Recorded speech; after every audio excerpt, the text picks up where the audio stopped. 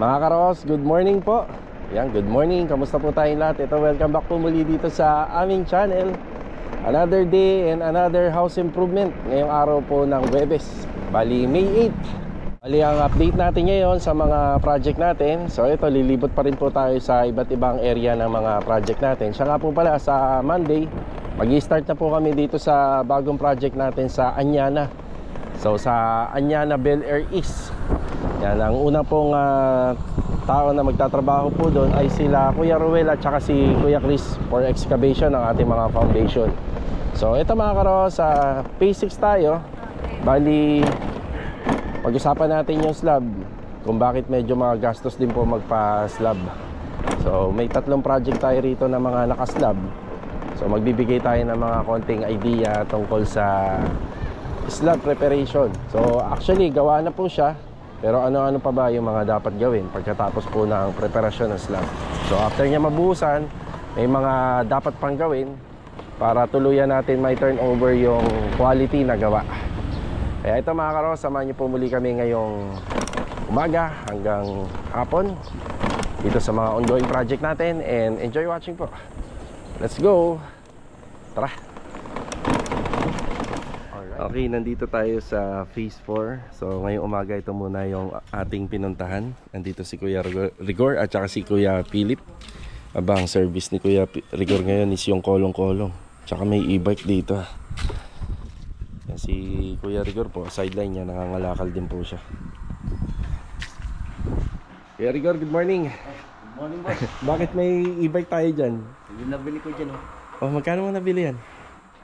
Magkano? 4K, kumagana naman. 400? Ah, 400. Oh, ganda to. Matibay tong ganito, kuya. NWOW to eh. What? Matibay po yan, NWOW. Ipapa-restore mo lang. Para stay din. Oo, pa-restore nyo lang. Tapos battery, nasa... Pinenta raw nila sa Kalakal yung Ito? battery.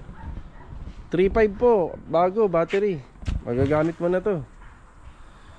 Oh, papa-restore lang yan.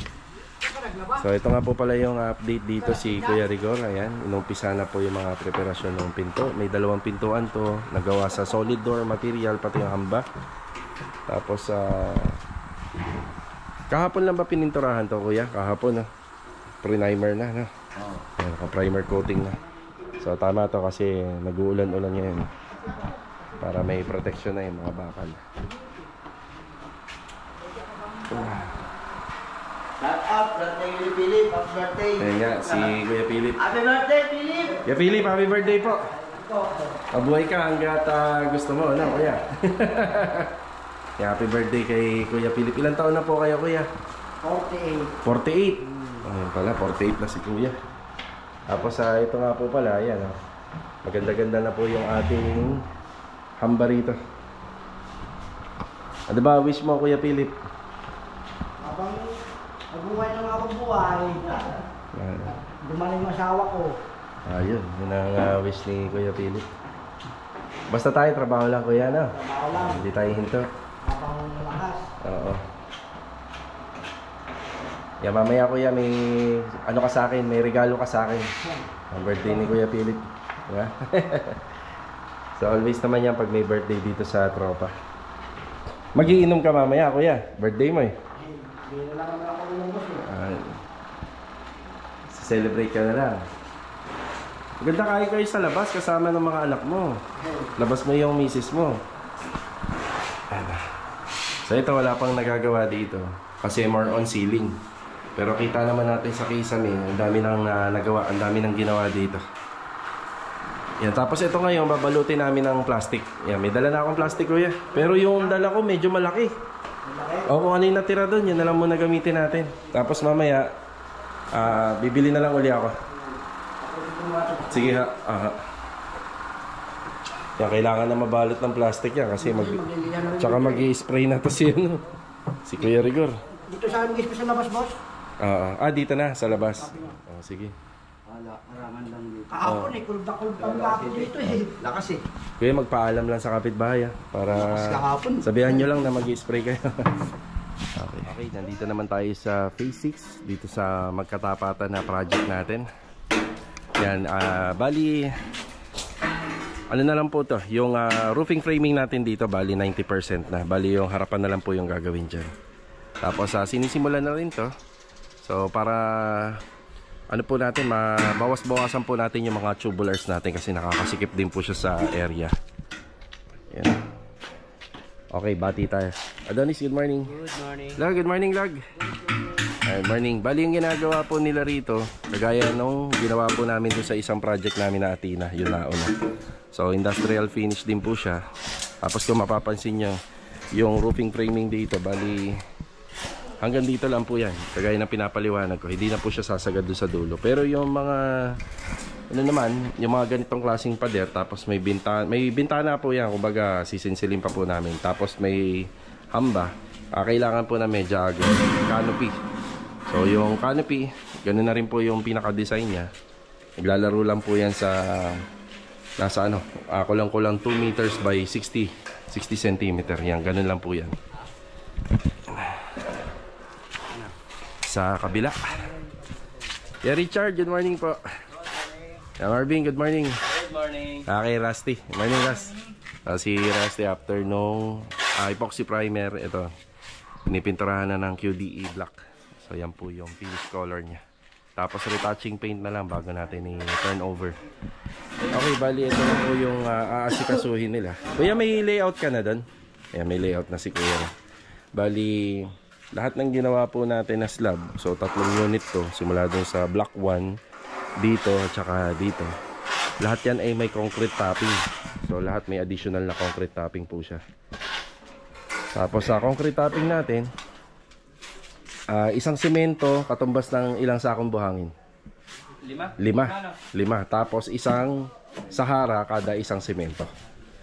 So 1:1 semento Sahara or yung waterproofing compound by 5. Yan, 5 sako ng buhangin. Ayan, bali po yan, lalagay po natin yan doon sa slab na ginawa.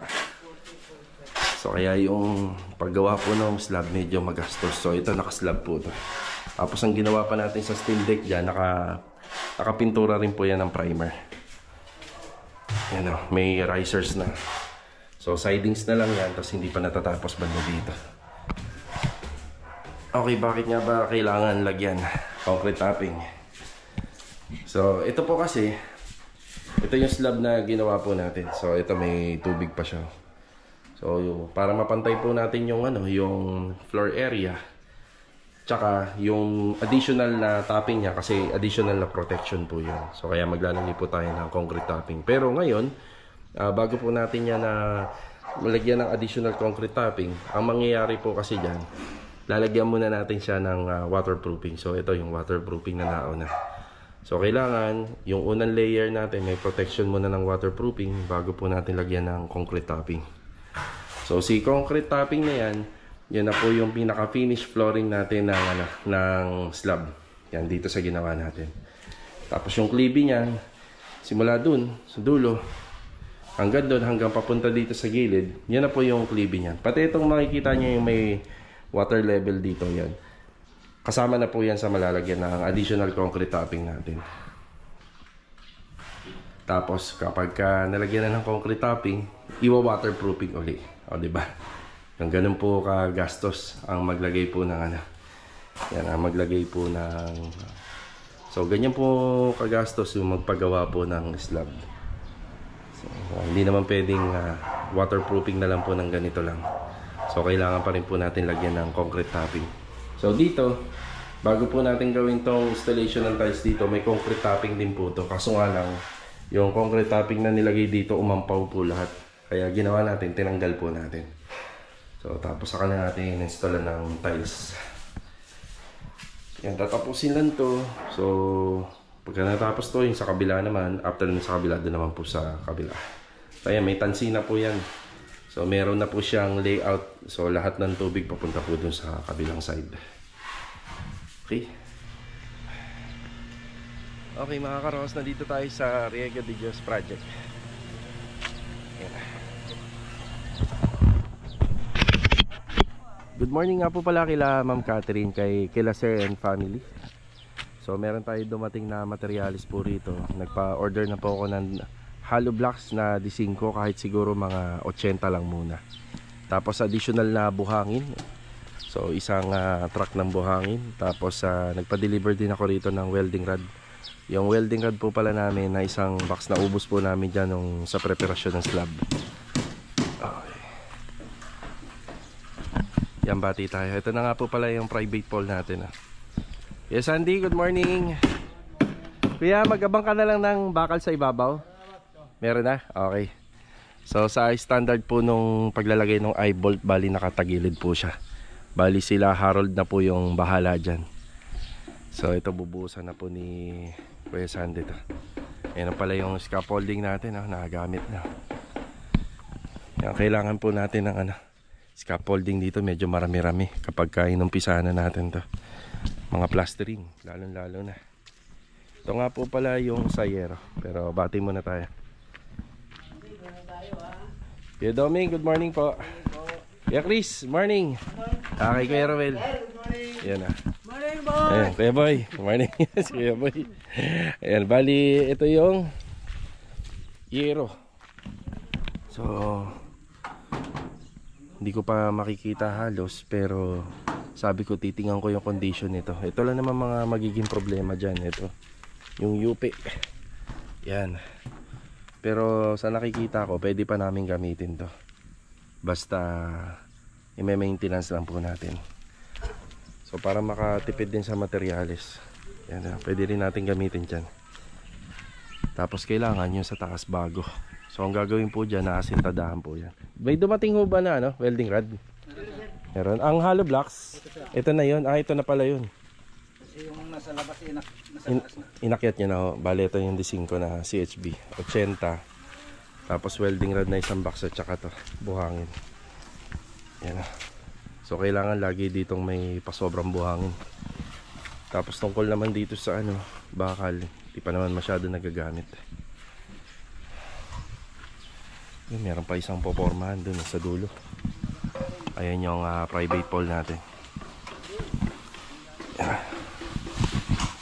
Tapos ayan na yung binili po natin na breaker. Ayan, dyan. Tapos yung papasok niyang kuya, sisinsil tayo pag gano'n, pababa. Ayan, pababa. Oo, palabas. Okay.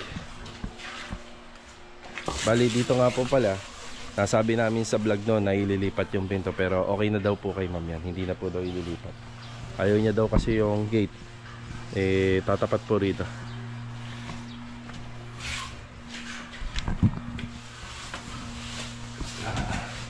Ito na yung sitwasyon sa dito sa taas.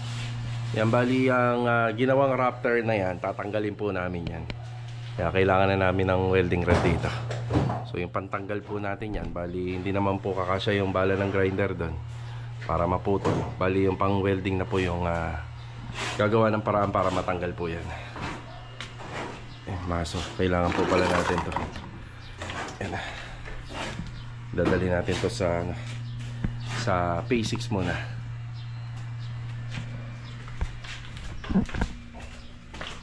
Straight na natin pala ito ng switch, Oo, sige. Wala pa yung mo yan, Oo, sige. Kasi naka-trigger tayo dyan, Aha. Coop light, pin light, tsaka... Sa ceiling dito sa dito. Yan, di bali dalawa lang dyan. Oo. Yan na. Kaya, pwede ka bang hiramin to? Or gagamitin niya? Yes, sir. Hindi pa, Oo, malayo Dito pa. naman yung titibagin din, hindi Oo. pwede yung kwan. Yan na. Pipindan talaga pang tibag na. Sige. Yan, medyo matrabaho pa yung gagawin po dito. So yan lang naman po kapag na-set up na po namin yung banda dyan. Magtutuloy-tuloy na po yan. Tapos dito, pag na-set up na po natin yan at malagyan na ng routing trusses, yan, magtutuloy-tuloy na. Si Kuya Doming naman, preparasyon para sa mga pamplastering na ba yan? Dito, ang dami, ang daming paiikutan. Ang daming paiikutan dito ng wall plastering. So ang nakatiles lang po rito yung harapan ng mga poste. Tapos puro palitada na lang po yan at saka pintura. So yung pintura naman po, isa rin yan sa nagpapa-elegante po ng harapan ng bahay. Tapos Basta yung nakatiles lang yung harapan ng poste, malaking bagay na yun. Para kahit pa paano, free maintenance na.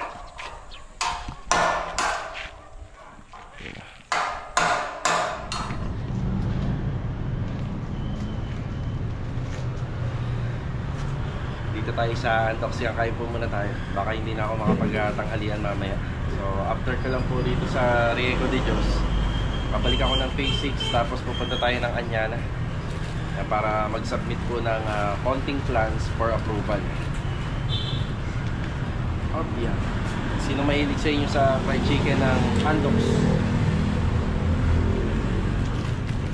Kain tayo. Sarap to.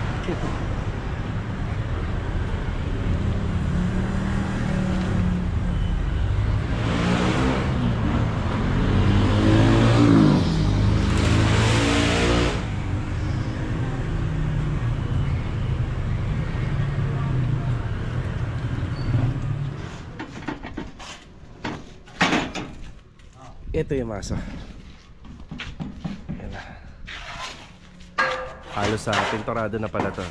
So itong harapan lang, may gagawin pa kasi dito, kaya hindi mo na pinipinturahan. Maso? Yan yung hinahanap ni Rusty nung nakaraan. Sa kabila.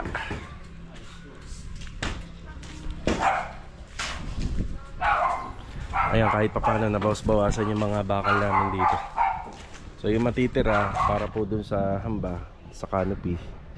Tapos yung matitira pa para po sa framing ng ating fence. Ito, double gate, kabila folded gate na 4. Yan na.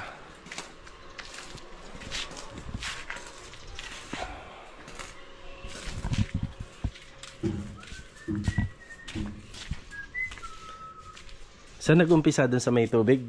Sa pinakadulo.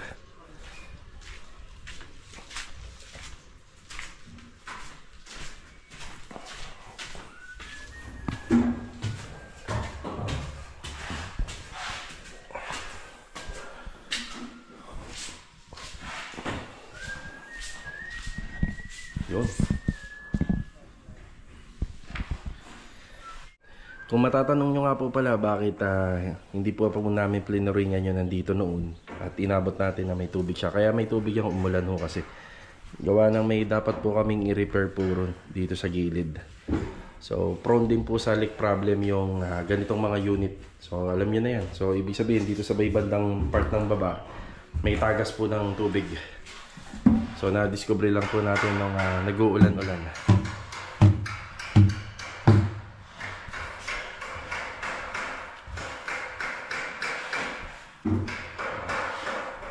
Okay, ito after break time. So alauna na po ng hapon. Nandito tayo sa opisina ng Anyana. Kaya sa mga nanonood ng vlog namin, ng ginagawa namin yung bahay nila Ma'am Arsenio tsaka ni Sir Cornelio, lagi po tayo nandito. So ito yung project natin. So ito yung perspective niya na nanggaling sa may-ari. So meron po lang tayong ilang bagay na mga itatanong po. So kagaya nito, may extend po kasi yung pinaka balcony niya. So yung railing, may extend to. Tanong natin kung pwede. Tapos yung pintuan, nandito po kasi sa gitna yun, mapupunta po rito dito sa may porch area. So yung main door, ililipat po natin dito. May mga konting changes din kasi yung bahay nila Sir and Ma'am, hindi ganito po yun. So meron po siyang classification ng facade area. So mababago ng konti. Meron lang tayong mga itatanong kung pwede. Kasi naka-base po tayo dun sa sa confirmation nitong plans. Naka-base tayo para ma-locate natin ng maayos yung mga poste. So syempre dun po tayo magbe-base. So kapag pwede, so ma-arrange natin ng maayos po ito.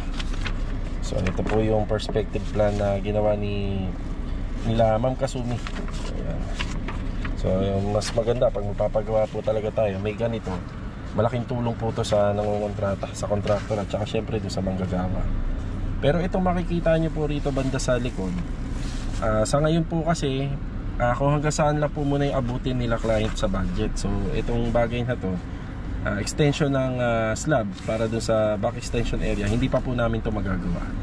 Ito. So iiwanan lang po natin na bungalow finish lang yung sa sa likod, pero propose for second floor na.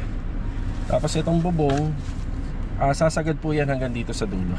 May mga setback nga lang po kami na kaunting ipapaliwanag. So ito lang po muna yung pinunta po natin dito. Bali lunch break pa, hintayin na lang natin mga ilang minuto, tapos babalitaan po natin si client. Okay, tapos na po tayo rito sa office, mabilis lang. Ayan, okay na po tayo rito. So may mga konting changes dun sa pinag-usapan namin ni client, pero napakadali lang naman. So yung slab po sana nagagawin namin po sa dito. So ito yung pinaka side view. So yung gagawin po namin dito, dapat sagad po nakadikit tayo sa perimeter ng kabilang subdivision. Kaso nga lang, yan so nakadikit dito. Kaso nga lang, kailangan na may setback tayo ng 1 meter. So hindi masyadong nakadikit yung CHB natin. So 1 meter, then kailangan nakabubong. Yan, nakabubong po tayo.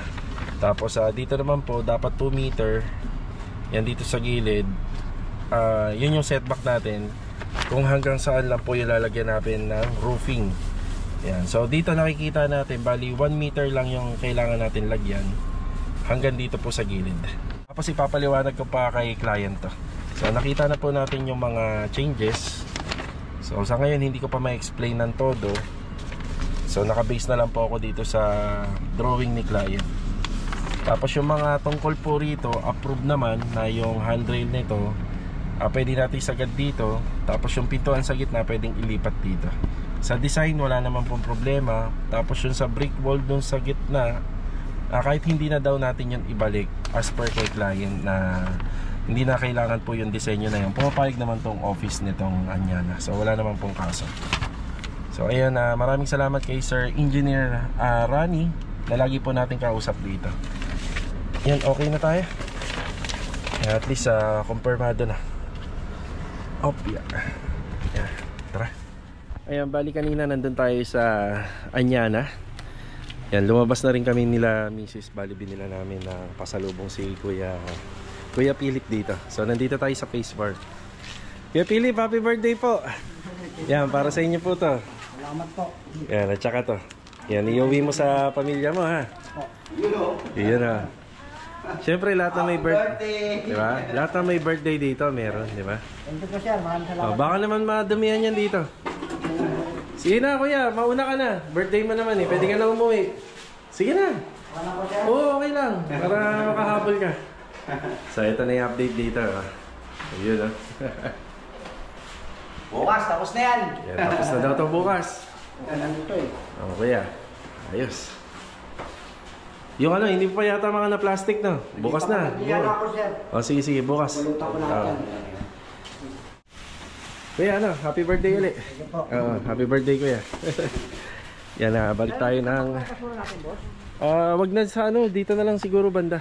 Oo, para hindi kumalat. Diyan na lang. Tapat. Sige. Yan sa Phase 6 tayo. Balik tayo rito sa project natin sa Phase 6. Naku, may aso. Uy, dyan ka lang. Ito, bali kabundok yung materialis natin dito sa buhangin. Bali, nagpa-order na ako ng 2 truck ng buhangin dito para sa mga concrete topping. So, nakaisa na po kami dito. Tapos, dito naman po yung kasunod sa kabila. Tapos, bukas, kung kaya ng pagsasabayin na kahit yun doon sa kabila. So dito yung sa balangkas natin, eto na.